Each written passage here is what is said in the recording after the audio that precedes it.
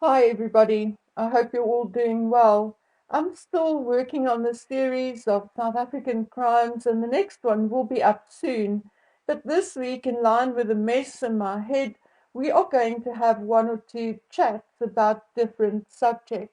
As this is a very recent and ongoing situation, I wish to say a word or 10 about the Lewiston, Maine mass shooting. My American listeners will likely be more aware of this situation and will likely get the details before we do. Listening to NBC, the word is that 22 people have been killed, but The Guardian and Reuters report that 16 people were killed. So let's just say between 16 and 22 people have lost their lives so far, and at least 50 people were injured. We do not know how many of them are in a serious condition. I think with such a massive incident, it will take a bit of time before there will be a semblance of order and clear details. But until then, as human being, as a mother and grandmother, my heart hurts for the fathers and mothers, grandfathers, grandmothers, wives and husbands, children, and friends of those who lost their lives because of one man. It is reported that the suspect, who, as of an hour ago, was still on the run, is 40-year-old Robert R. Card, C-A-R-D. Robert Card is a trained firearms instructor and a member of the United States Army Reserve. The two shootings took place at a bar and a bowling alley, which were about 4 miles or 6.5 kilometers apart. Robert Card had allegedly reported mental health issues and spent 2 weeks in a mental health facility where he reported hearing voices. Okay, now those are the facts. I really, really, really do not want to say too much or blame anybody. I would rather remain quiet than say something which could cause more hurt. But I have one single question. When or if a guy reports mental health issues, actually ends up spending 2 weeks or 14 days in a mental health facility, yet he walks out of there and still has access to firearms. It does not make sense. It absolutely blows my mind. I personally had a TIA or a light stroke and could not drive until I underwent a battery of tests and was completely cleared by a medical professional.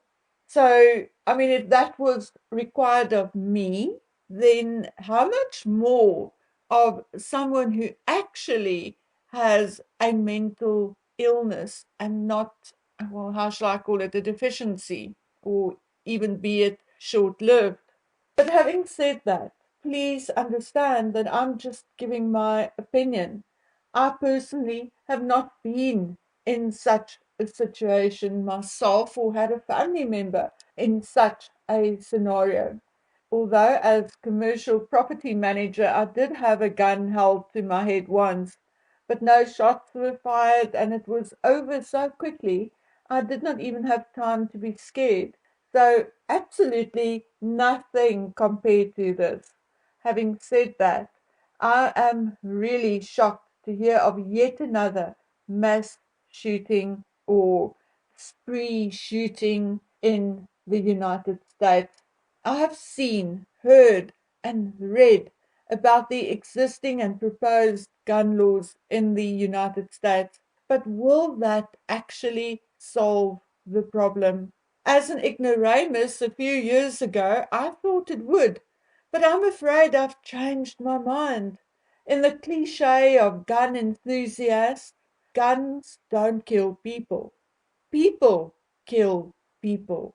And unfortunately, I've come to believe that. And if ever one single case actually proved that cliche, then it is this very case. God was a firearms instructor in the United States Army, thus very likely a registered firearm owner. The killings were likely committed with a legal firearm. So, how can this problem then be solved? I believe there is only one solution, and that the answer lies within our communities, within families, and also among friends and colleagues. For Pete's sake, if you see something, say something. If you are concerned about a friend, a brother, a colleague, speak up, raise your concern. And if you think that person is a threat to himself or others, make sure that he does not have access to weapons, at least until you can prove or he can prove that he is mentally healthy. Or am I talking rubbish? As a true crime enthusiast, which I think is a horrible description, so I mean, how can one be enthusiastic about true crime? But I don't know what else to call it. Let's then just rather say, as someone who follows true crime, I'm really struck by how many crimes I have seen or I have been following, which could have been prevented if someone said something or someone just cared enough. I think this topic is one that we should discuss more once this situation or scenario in Maine is no longer active. There are so many aspects of this, the mental health aspect, the new modern lifestyle aspect where we hardly know our neighbors, etc.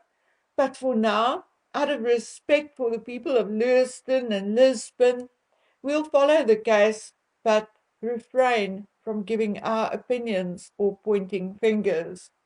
Police found a white SUV connected to the shooting near Lisbon. So currently, Lisbon, like Lewiston, is under shelter in place orders.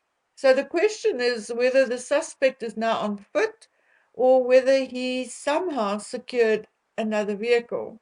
But I'm positive that law enforcement and their partners are doing what they can to apprehend this suspect. I wish everyone who has been touched by this madness, whether you lost someone in the shooting or not, healing, love, and friendship.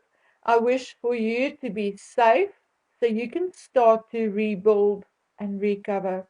For my subscribers and listeners, I'll be back with another video soon, in the next few hours, I'm sure. So thank you for being here, and please take care of yourselves and each other until we meet again on the next video. Bye.